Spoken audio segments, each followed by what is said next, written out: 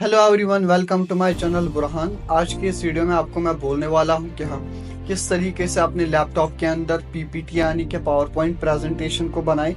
तो अगर आप मेरी चैनल पर नए हैं तो चैनल को ज़रूर सब्सक्राइब करें। तो बहुत ही आसान प्रोसेस होने वाला है। तो बगैर देर के अपनी वीडियो को स्टार्ट कर लेते हैं। तो आपको करना क्या है, पावर पॉइंट को ओपन कर देना है। तो हम यहाँ पर पावर पॉइंट ऐप को ओपन कर चुके हैं। तो उसके बाद यहाँ पर कुछ इस प्रकार से आपको टेम्पलेट्स दिख जाएंगे।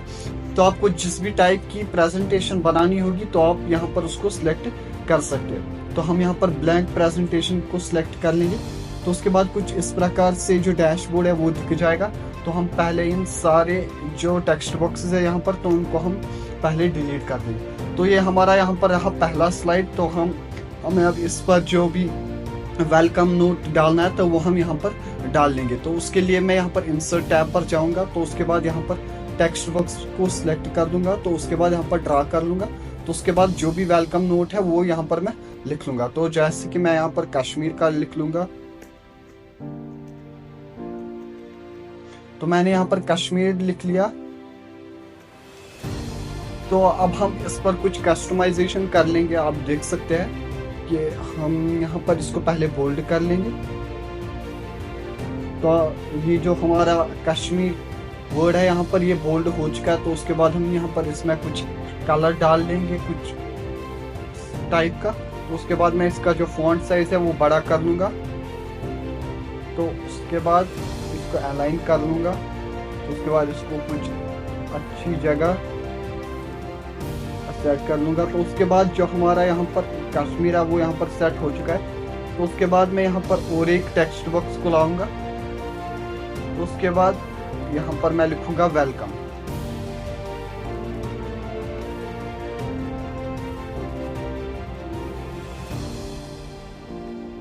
तो मैंने यहाँ पर लिखा वेलकम टू कश्मीर। तो इसको भी हम इसी टाइप से कुछ डिजाइन दे देंगे। तो पहले मैं इसको बड़ा कर लूंगा। तो उसके बाद सारे टेक्स्ट को सिलेक्ट कर लूंगा। तो उसके बाद इनको सेंटर में अलाइन कर लूंगा। तो उसके बाद बोल्ड पर क्लिक कर लेंगे। तो उसके बाद यहाँ पर कुछ कलर देंगे हम इसको, वेलकम टू कश्मीर। तो इसको थोड़ा बड़ा कर लेंगे। तो यहाँ पर अगर आप यहाँ पर चाहेंगे इसकी जो फॉन्ट है वो भी चेंज कर सकते हैं। तो हम इसको यहाँ पर कुछ इस तरीके से सेट कर लेंगे। तो उसके बाद जो हमारा बैकग्राउंड है वो भी वाइट है। तो हम उसको भी कस्टमाइज यहाँ पर कर सकते हैं। तो उसके लिए आपको जाना क्या है, डिज़ाइन टैब में जाना। तो उसके बाद यहाँ पर फॉर्मेट बैकग्राउंड, तो उसको सिलेक्ट कर लेंगे। तो यहाँ पर आपको दिख जाएगा सॉलिड फिल, ग्रेडियंट, पिक्चर और टेक्सचर या पैटर्न। तो अगर हमें खाली कलर से इसको भर देना है तो हमें यहाँ पर कलर सिलेक्ट कर देना है। तो हम कोई भी कलर यहाँ से सिलेक्ट करके अपनी जो बैकग्राउंड है उसको दे सकते हैं। हम यहाँ पर कोई भी कलर चूज कर सकते हैं। अगर हमें ग्रेडियंट यानी कि मुख्तलिफ कलर भर देने हैं अपने बैकग्राउंड में तो हम यहाँ से कलर्स को सिलेक्ट कर देंगे। तो अगर मैं यहाँ पर वाइट रख लूँगा तो दूसरे वाले में यहाँ पर मैं येलो ये ब्लू रख लूँगा। तो उसके बाद थोड़ा डार्क ब्लू रख लूँगा। तो आप देख सकते हैं जो हमारा बैकग्राउंड है वो कुछ इस प्रकार से बन गया। तो हम यहाँ पर इसकी जो एडजस्टमेंट है वो भी चेंज कर सकते हैं। तो उसके बाद आता है पिक्चर और टेक्सचर। तो अगर हमें पीछे से बैकग्राउंड में कुछ पिक्चर रखनी है तो वो हम यहीं से रख सकते हैं। तो अगर हमें यहाँ पर टेक्सचर रखना है, कुछ यहाँ पर बहुत सारे टेक्सचर दिए हुए हैं तो हम यहाँ से कोई सा भी टेक्सचर यूज कर सकते हैं। तो अगर हमें पिक्चर इंसर्ट करनी है बैकग्राउंड पे तो हम यहाँ पर फाइल पर क्लिक कर देंगे। तो उसके बाद जो भी हमारी पिक्चर्स है वो यहाँ पर शो हो जाएगी। तो उसके बाद हम पिक्चर को सिलेक्ट करके ऐसा बैकग्राउंड सेट कर सकते हैं। तो उसके बाद हमारा रहता है सवाल दूसरा स्लाइड कहाँ से लाए। तो उसके बाद यहाँ पर राइट क्लिक कर देंगे इस वाली एरिया पर। तो उसके बाद यहाँ पर न्यू स्लाइड का ऑप्शन है तो उस पर क्लिक कर लेंगे। तो उसके बाद यहाँ पर इन सारों को रिमूव कर लेंगे टेक्स्ट बॉक्सेस को। तो उसके बाद हम फिर से सेम प्रोसेस कर लेंगे कि टेक्स्ट बॉक्स को इंसर्ट कर लेंगे। तो उसके बाद कुछ भी जो भी डिटेल यहाँ पर लिखनी होगी। तो जैसे कि मैं यहाँ पर लिख लूँगा टॉप 10 फेमस। तो मैं यहाँ पर लिख लूँगा टॉप 10 फेमस प्लेसेस। तो मैं यहाँ पर यही टेक्स्ट लिख लूँगा, तो उसके बाद इसकी भी कस्टमाइजेशन कर लेंगे। तो पहले मैं सारे टेक्स्ट को यहाँ पर सिलेक्ट कर लूँगा, तो उसके बाद अलाइन सेंटर में कर लूँगा, तो उसके बाद इसका जो साइज़ है वो यहाँ पर बढ़ाऊँगा, तो उसके बाद बोल्ड कर लूँगा, तो उसके बाद हम इसको अलाइन कर लेंगे। तो उसके बाद हम यहाँ पर इसको सेंटर में रख लेंगे। तो अगर आपको अंदाज़ा नहीं हो रहा है कि स्लाइड का सेंटर कौन है, तो हमें सिंपली करना क्या है, फॉर्मेट पे जाना है, तो उसके बाद अलाइन पर जाएंगे, तो उसके बाद यहाँ पर सेंटर कर लेंगे, तो उसके बाद यहाँ पर मिडल कर लेंगे। तो आप देख सकते हैं जो हमारा ये टेक्स्ट है वो सेंटर में अलाइन हो चुका है स्लाइड की। तो उसके बाद और एक स्लाइड बनाएंगे, तो यहाँ पर हम लिख लेंगे पहले गुलमर्ग। तो हम फिर से टेक्स्ट बॉक्स को इंसर्ट कर लेंगे, तो यहाँ पर मैं लिख लूँगा GULMARG। तो यहाँ पर इसको फिर से कस्टमाइजेशन कर लेंगे। तो सिलेक्ट हमने किया, तो उसके बाद इसका जो फॉन्ट साइज़ है वो बढ़ाएंगे, कुछ बोल्ड कर लेंगे, उसके बाद जो टेक्स्ट बॉक्स का साइज़ है वो बढ़ाएंगे।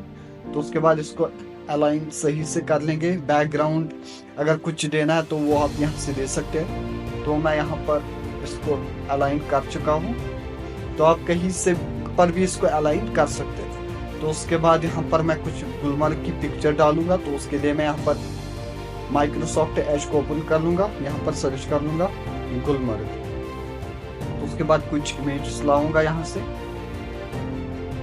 तो आप देख सकते हैं ये कुछ रही गुलमर्ग की पिक्चर्स।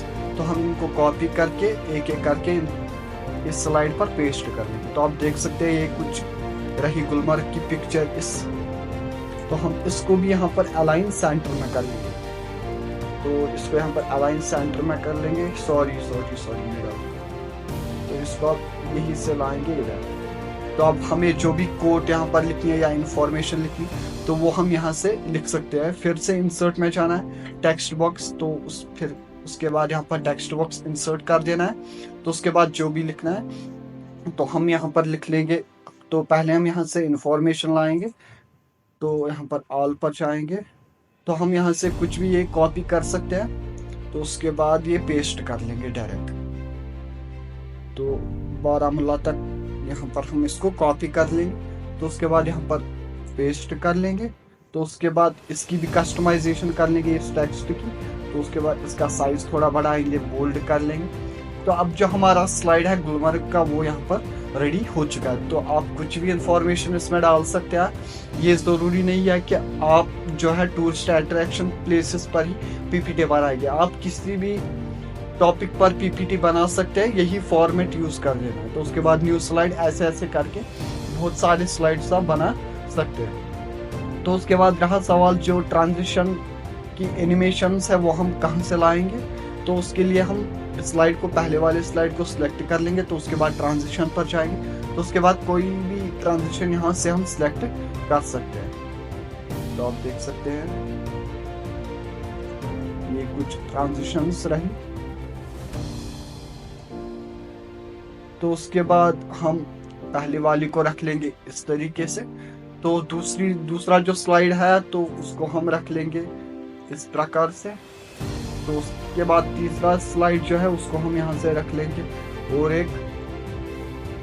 तो उसके बाद जो चौथा स्लाइड आप बनाने जा रहे हैं तो उसको भी यहाँ से कोई भी एनिमेशन यहाँ पर स्लाइड ये अप्लाई कर सकते हो, जैसे कि एरोप्लेन। तो आपको जो भी टेक्स्ट लिखना है तो वो आप यहाँ से लिख सकते हैं। तो आपको करना क्या, इंसर्ट में जाना है, टेक्स्ट बॉक्स में जाना है, उसके बाद टेक्स्ट यहाँ पर जो भी लिखना है तो आप यहाँ पर लिख लेंगे। उसके बाद इसकी कस्टमाइजेशन कर लेंगे, साइज बड़ा कर लेंगे।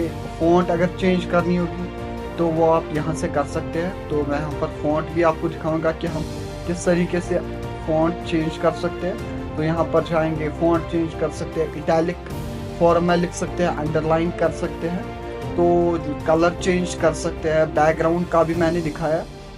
तो ये कुछ बेसिक सी नॉलेज थी पावर पॉइंट के बारे में।